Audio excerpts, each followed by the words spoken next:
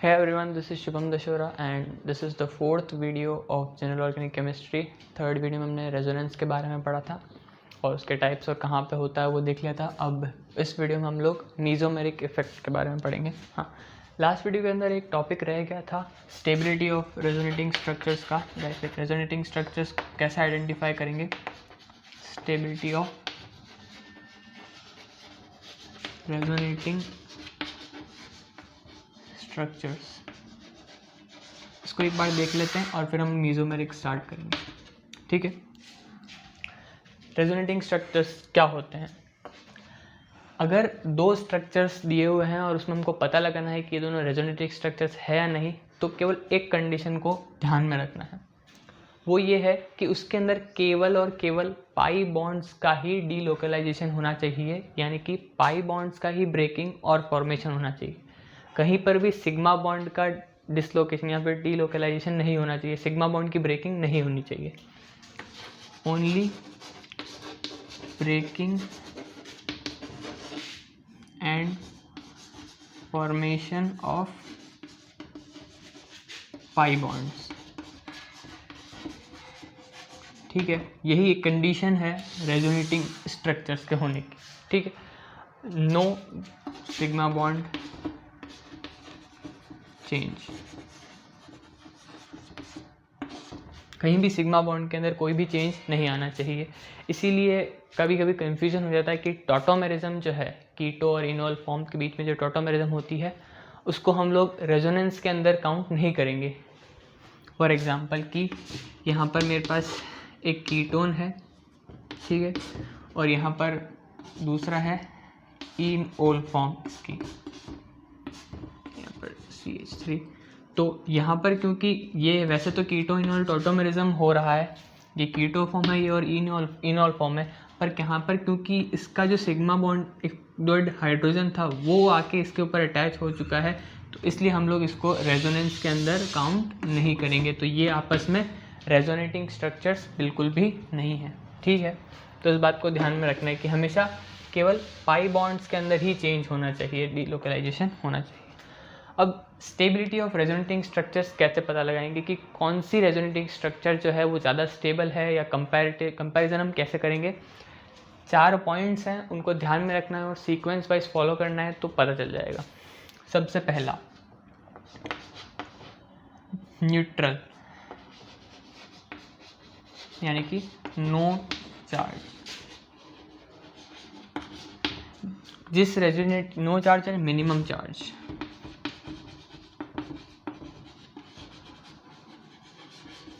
ठीक है। जो बहुत सारी रेजोनेटिंग स्ट्रक्चर्स दी हुई होगी उनमें जिसके ऊपर सबसे कम चार्ज होगा या फिर कोई भी चार्ज नहीं होगा वो होगी सबसे ज़्यादा स्टेबल। अगर कहीं पर भी चार्जेस जो है वो सेम आ जाते हैं तो फिर हमको क्या करना है? Number of pi bonds check करने हैं।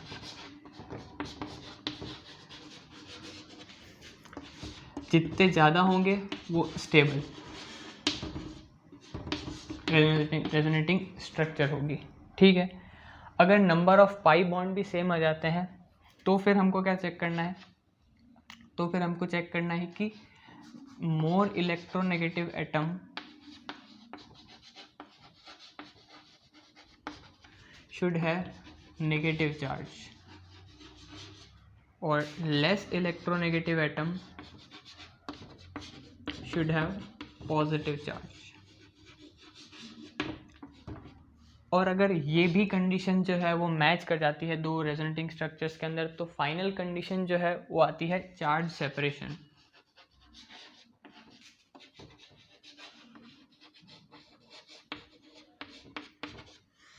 यानी कि जो लाइक चार्जेस है वो दूर होने चाहिए, like charges should be separated और अनलाइक चार्जेस जो है वो पास होनी चाहिए नियर। अब यहाँ पर हम लोग एक एग्जाम्पल के थ्रू समझ लेते हैं कि ये चारों पॉइंट्स हमको कैसे फॉलो करने हैं, तो उससे बिल्कुल क्लियर हो जाएगा। ठीक है, हाँ, तो हम लोग देख लेते हैं कि एक एग्जांपल जिससे हमको ये चारों पॉइंट क्लियर हो जाएंगे।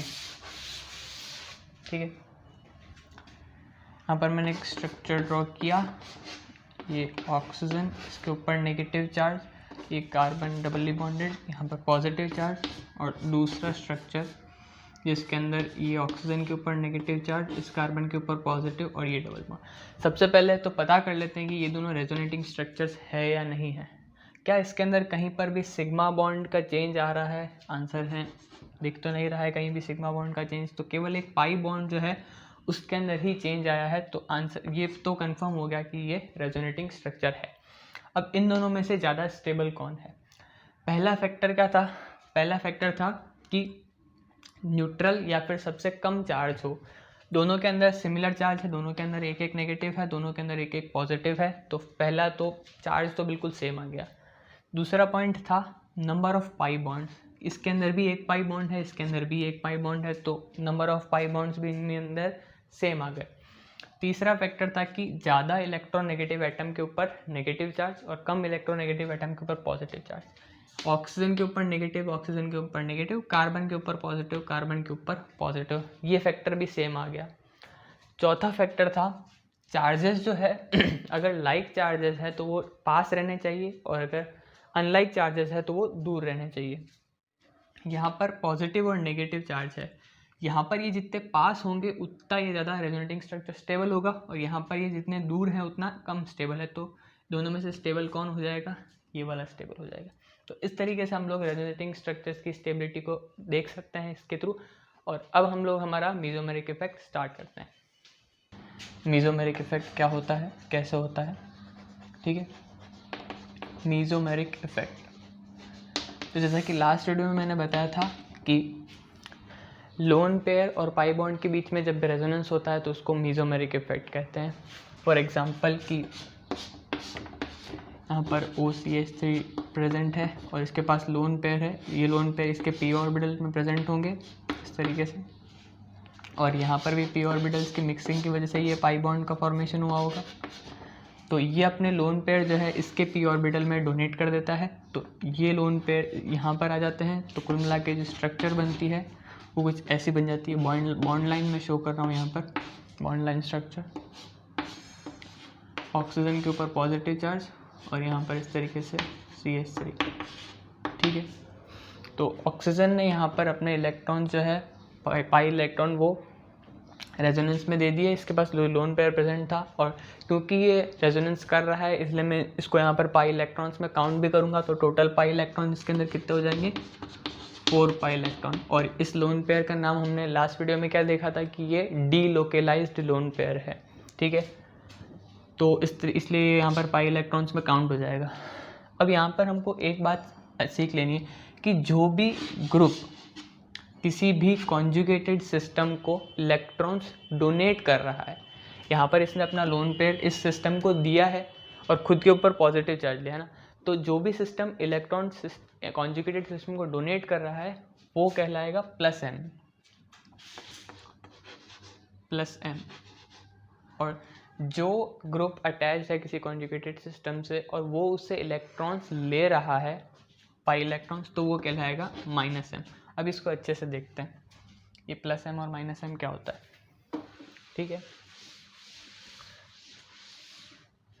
सबसे पहले +m की बात कर लेते हैं कि +m क्या होता है।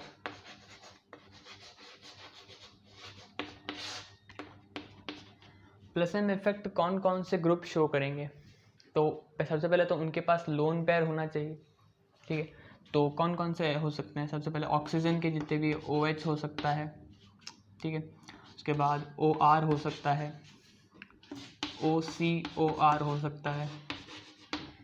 उसके बाद नाइट्रोजन के पास लोन पेयर होता है तो NH2, ठीक है, NHCOR, और उसके बाद PR2, इसके पास भी लोन पेयर है यहाँ पर। और कौन सा डोनेट कर सकता है? सल्फर वाले ग्रुप डोनेट कर सकते हैं। ठीक है, और जो अपने हेलोजेंस होते हैं हालांकि वो कभी डोनेट नहीं करते क्योंकि उनका इंडक्टिव इफेक्ट जो है वो रेजोनेंस के ऊपर या मीजोमेरिक के ऊपर डोमिनेट कर जाता है, इसलिए वो डोनेट नहीं करते कभी। पर मेनली जो है यही कुछ ग्रुप्स होते हैं जो कि यहाँ पर प्लस आई इफेक्ट शो करेंगे। ऑक्सीजन के अंदर यहाँ पर O नेगेटिव हो सकता है, तो जो इलेक्ट्रॉन्स दे देंगे किसी भी कॉन्जुगेटेड सिस्टम में तो वो आएंगे प्लस M इफेक्ट के अंदर, ठीक है। अब ये कैसे लगता है इसका हमने एक एग्जांपल तो अभी देख ही लिया था, यहाँ पर C डबल बॉन्ड COCH3, तो यहाँ पर जैसे OR का था ये, तो इसने यहाँ पर अपना इलेक्ट्रॉन डोनेट किए और इस कार्बन के ऊपर नेगेटिव चार्ज आ गया, तो ये वो ग्रुप था जिसने इलेक्ट्रॉन डेंसिटी दे दी इसको, तो इसलिए आएगा प्लस M इफेक्ट के अंदर, ठीक है। अब बात आती है कि प्लस M इफेक्ट इतने सारे जो ग्रुप्स लगा रहे हैं इनमें ज़्यादा किसका होगा कम किसका होगा वो हमको कैसे पता चलेगा, तो उसके लिए कुछ फैक्टर्स है जो रिस्पॉन्सिबल होते हैं। तो सबसे पहले हम उनको देख लेते हैं एक बार, ठीक है ना। सबसे पहला फैक्टर हम लोग चेक करेंगे ओवरलैपिंग, ठीक है। दूसरा फैक्टर होता है इलेक्ट्रोनेगेटिविटी, ठीक है। तीसरा फैक्टर होता है क्रॉस रेजोनेंस,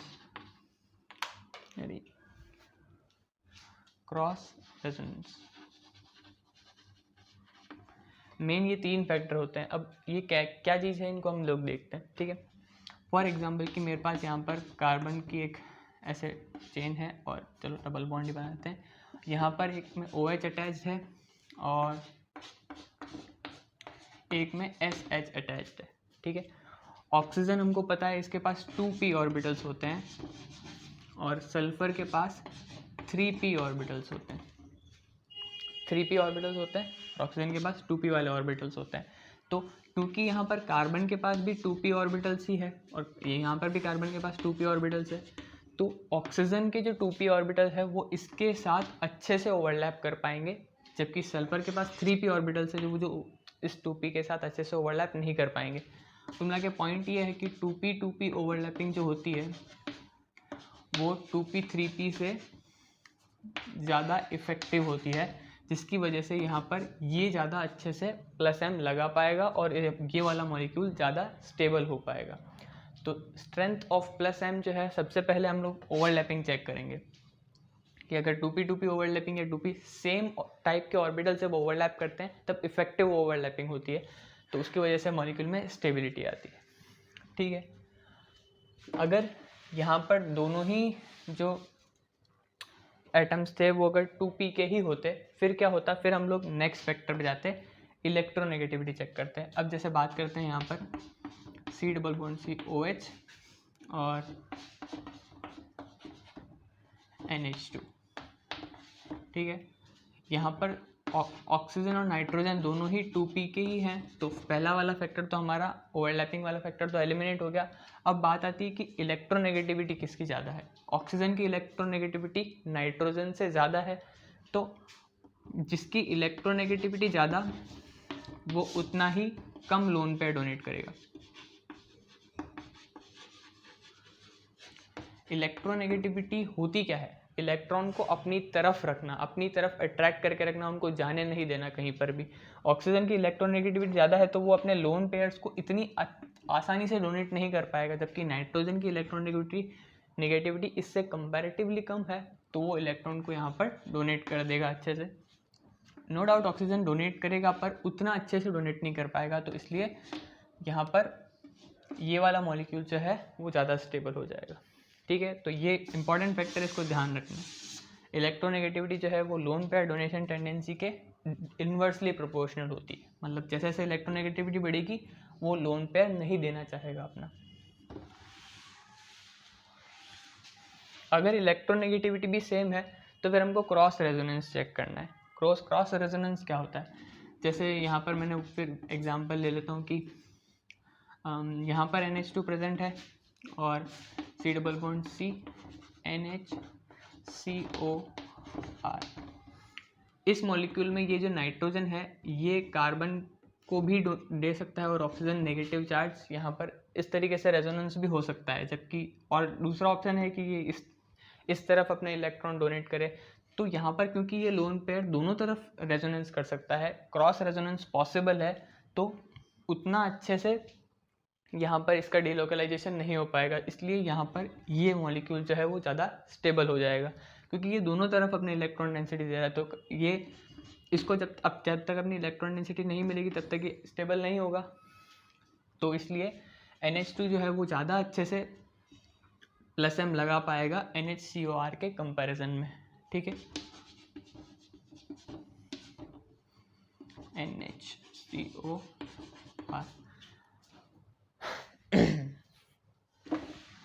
यहाँ पर एक स्पेशल केस है जो कि केवल एक जगह पे ही आता है। स्पेशल केस की बात करते हैं जो यहाँ पर आता है, इलेक्ट्रोनेगेटिविटी वर्सेस क्रॉस रेजोनेंस, ठीक है। ये पहला स्पेशल केस है। और दूसरा स्पेशल केस भी हम लोग पढ़ेंगे, OH वर्सेस OR। यहाँ पर क्या होता है कि एक्सपेरिमेंटली ऐसा पाया गया है कि यहाँ पर जब भी एल्कीन के हम लोग बात करते हैं, C डबल बॉन्ड C और OH, NHCOR, इन दोनों मॉलिक्यूल्स को हम लोग कंपेयर करते हैं, ठीक है। अगर हमारे फैक्टर्स के अकॉर्डिंग जाए, सबसे पहले तो दोनों नाइट्रोजन के पास लोन पेयर है और ऑक्सीजन के पास लोन पेयर है, दोनों क्योंकि 2p के है तो ओवरलैपिंग वाला फैक्टर तो काम नहीं करेगा। इलेक्ट्रोनेगेटिविटी, ऑक्सीजन की इलेक्ट्रोनेगेटिविटी नाइट्रोजन से ज़्यादा है तो इसको इतना अच्छे से डोनेट नहीं करना चाहिए था, जबकि नाइट्रोजन को अच्छे से डोनेट करना चाहिए था। पर एल्कीन के अंदर क्या होता है, क्रॉस रेजोनेंस जो है वो डोमिनेट कर जाता है। ये जो नाइट्रोजन है ये इस कार्बन को अपना ऑक्सीजन, ये इसकी स्ट्रक्चर अगर मैं खोल के बताऊँ तो कुछ इस तरीके से होती है, ठीक है ना। तो इस कार्बन को अपना लोन पे डोनेट कर देता है और यहाँ पर जो दूसरी तरफ जो है वो रेजोनेंस ज़्यादा होने लग जाता है, और ये इतना ज़्यादा होने लग जाता है कि ये अपना +m लगाना भूल ही जाता है। इसका इलेक्ट्रॉन अब इधर ही इधर रेजोनेंस करता रहता है और ये इधर की तरफ आ ही नहीं पाता है। तो इसके लिए इसका यहाँ पर +m पुअर हो जाता है, जबकि ऑक्सीजन थोड़ा बहुत तो दे ही रहा है, तो इसके पास तो क्रॉस रेजोनेंस की कोई पॉसिबिलिटी है ही नहीं यहाँ पर। तो इसलिए इस पर्टिकुलर केस में यहाँ पर इसका जो है वो ज़्यादा हो जाता है +m, और ये ज़्यादा मॉलिक्यूल स्टेबल हो जाता है। केवल एक ही ऐसा केस है जहाँ पर एल्कीन के अंदर जब भी यहाँ पर मिलेगा ना कि तो हमेशा क्रॉस रेजोनेंस डोमिनेट कर जाएगा इलेक्ट्रोनेगेटिविटी के ऊपर, और उसकी वजह से वो इलेक्ट्रॉन जो लोन पेयर जो नाइट्रोजन के ऊपर था वो इसमें चला जाएगा दूसरे वाले में, और यहाँ पर इसका +m लग ही नहीं पाएगा, ठीक है। दूसरा आता है कार्बोकेटायन में।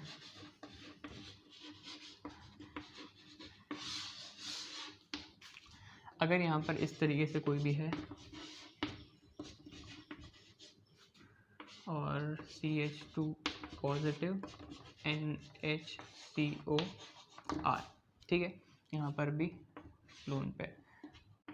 अब फिर से हम लोग हमारे रूल्स के अकॉर्डिंग चलते हैं कि इन दोनों में से ज़्यादा स्टेबल कौन होना चाहिए था। ओवरलैपिंग, इसके पास भी 2p है, इसके पास भी 2p है, इसके पास भी 2p है, इसके पास भी 2p है, ओवरलैपिंग का कोई लफड़ा नहीं है।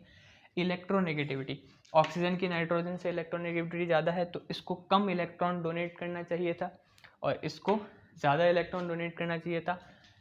और यहाँ पर क्रॉस रेजोनेंस भी हो रहा है, तो हमको अगर पिछले वाले के अकॉर्डिंग जाए तो यहाँ पर तो क्रॉस रेजोनेंस हो रहा है, तो फिर से ये ज़्यादा स्टेबल हो जाना चाहिए था। बट जो कार्बोकेटायन है उसके अंदर इलेक्ट्रोनेगेटिविटी वाला जो फैक्टर है वो डोमिनेट कर जाता है, ठीक है।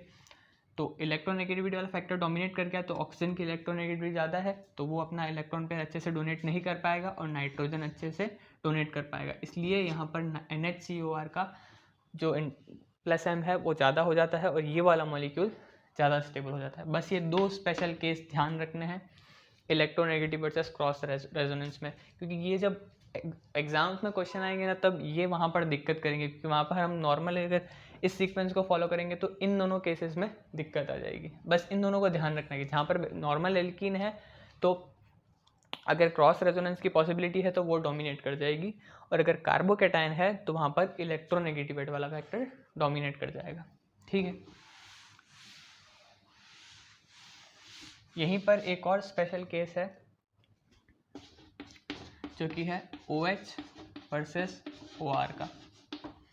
OH और OR में +m ज़्यादा किसका होगा। अगर नॉर्मली यहाँ पर मैं एक नॉर्मली एल्कीन ले लेता हूँ, ठीक है, ये OH और ये OR। अगर नॉर्मली हम लोग अपनी जो है थिंकिंग करते हैं तो हम लोग सोचते हैं कि यहाँ पर आर ग्रुप अटैच्ड है, और आर ग्रुप को देखते ही हमारे मन में लालसा उठती है इंडक्टिव लगाने की। हमको पता है हमको इंडक्टिव आता है, तो हम लोग यहाँ पर सब जने इंडक्टिव लगाते हैं और सोचते हैं कि ऑक्सीजन के ऊपर इलेक्ट्रॉन डेंसिटी बढ़ रही है तो वो और अच्छे से भर भर के डोनेट करना चाहेगा और प्लस एम ज़्यादा लगाना चाहेगा, जबकि इस केस में ऐसा नहीं होता है। और उसका रीज़न है ऐसा क्यों नहीं होता है, ये जो है वो ज़्यादा प्लस एम लगाता है इस केस में OH OR से। ऐसा क्यों होता है देखते हैं। यहाँ पर इसके p ऑर्बिटल्स है, यहाँ पर भी इसके p ऑर्बिटल्स, ठीक है। अब जब ये इलेक्ट्रॉन डोनेट कर देगा उसके बाद क्या हो रहा है, यहाँ पर इस कार्बन के ऊपर नेगेटिव चार्ज आ जाएगा, ठीक है, और यहाँ पर O पॉजिटिव आ जाएगा। इस तरीके से यहाँ पर डोनेशन हो जाएगा। अब यहाँ पर ऑक्सीजन का जो लोन पेयर है और ये जो R बैठा हुआ है वो कुछ इस तरीके से बैठा हुआ होगा, है ना। अब ये जो R है ये क्योंकि एक बल्की ग्रुप है तो वो इस और ऑक्सीजन अपने p ऑर्बिटल से ही डोनेट कर सकता है जो कि इसके साथ प्लेन में होने चाहिए। तो अगर ऑक्सीजन के p ऑर्बिटल्स कुछ इस तरीके से जहाँ पर इलेक्ट्रॉन प्रेजेंट होंगे तो ये R ग्रुप यहाँ पर स्टेरिक हिंड्रेंस लगाता है, और जिसकी वजह से ये जो p ऑर्बिटल है ये अपने प्लेन से थोड़ा सा डाइवर्ट हो जाते हैं, और जैसे ही अपने प्लेन से डाइवर्ट हो गए तो इसके जो p ऑर्बिटल है उनके साथ इतनी इफेक्टिव ओवरलैपिंग शो नहीं कर पाएंगे, जिसकी वजह से यहाँ पर इसका प्लस एम ओवर हो जाएगा और OH जो है वो डोमिनेट कर जाएगा, OH का प्लस एम ज़्यादा हो जाएगा यहाँ पर। तो ये बहुत ही अच्छा केस है जहाँ पर OH का जो प्लस एम है वो OR से ज़्यादा हो जाता है, ठीक है। बस यही 3 केस थे जहाँ पर प्लस एम के अंदर हमको देखना होता है माइनस। अभी इस वीडियो की लेंथ बहुत ज़्यादा बड़ी हो जाएगी तो माइनस एम हम लोग नेक्स्ट वीडियो में स्टार्ट करेंगे और एप्लीकेशंस भी देख लेंगे। सो या thank you so much for watching the video. Goodbye and take care.